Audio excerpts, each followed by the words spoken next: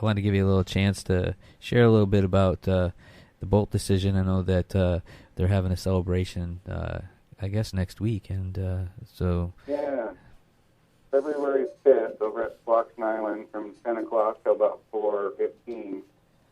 Northwest Indian Fish Commission and some of the luminaries of the Boldt decision will be at the event center there by the casino at Squaxin Island. And it'll be a really good day to hear directly from some of the people that lived and breathed not just the battles during the fish wars, but the all-important battle in the court of law, which eventually established what we know as the Boldt decision and paramount case law for Indian policy. Really, I mean, set a pretty high standard, even though it's still sort of in the colonial sense. The Northwest Treaty tribes have something that a lot of indigenous peoples don't really have, and that's the ability to exert co-management and ownership over treaty resources. And a lot of indigenous leaders that I've run into throughout the years, really do look at that case as Northwest tribes being able to achieve something. So it's really the first day is on the 5th.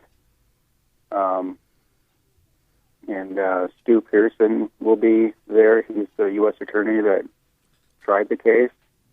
I can't remember the name of the attorney, but Mike and Billy were telling me about the U.S. attorney in the Seattle office. They'd been trying to get to take a case, and they'd been paying visits to his office in Seattle for months and months, trying to get him to, pick up the case, U.S. versus Washington, over what the state of Washington was doing, persecuting treaty fishermen. And finally, the judge, according to Mike and Billy, obliged him to go in and observe one of the fish-ins that were going on under the bridge on the Puyallup River.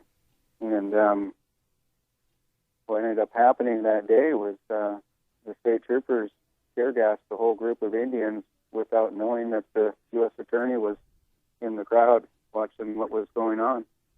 And apparently he filed the case the very next week. And so, it's 40 years doesn't come but once in a lifetime with these kind of events. And so I think it'll be a very precious time to be able to engage with a lot of folks who really, played some very instrumental leading roles, supporting roles, and then just the wealth of stories that we have, on the modern oral history of folks that, lived the battles on the rivers. Some real amazing stories I heard from some folks about how, one native guy was fishing on the river, and this white guy was up on the riverbank just cursing him down, telling him to get back to his stinking res where he belongs. And then that native dude, he remembered that guy's voice sounded familiar, and pretty soon they started talking. And years before that incident, they played football together in high school. And so, I mean, just the humanity side of it, where they're not just racist rednecks and not just Indians. I mean, we're all people, and on different levels in our lives. We sometimes play on the same teams. We sometimes have some of the same beliefs, and just how something can be so contrived with the hysteria that's pumped up on, I think, mostly on the racist side of things.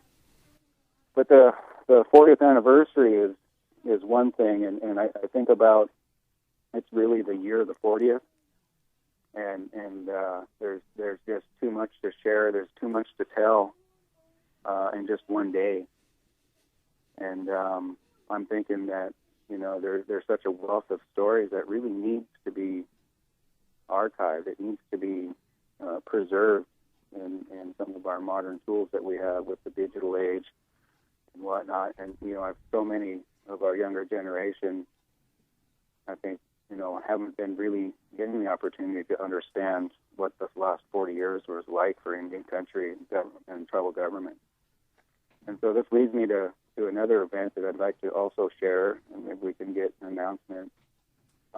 We had Brian Gladysby scheduled to come to campus and do a public talk, and also to do a taped video on the significance of the Boldt Decision. But he was called back to the National Congress of American Indians after they'd scheduled him to do the State of the Indian Nations address. We'll have the State of the Nation address by President Barack Obama, and then we'll also hear from President Brian Gladysby of the National Congress of American Indians doing the State of the Indian Nations address. And one of the things that I would encourage our listeners and folks in the Irving community to do is to watch the webcast, either the archived version or watch it live on the 30th, this next week. On the 30th, he'll give the State of the Indian Nations address. He's also been featured on NPR, and so there's a couple different ways that people don't really know much about Brian and what he's been doing.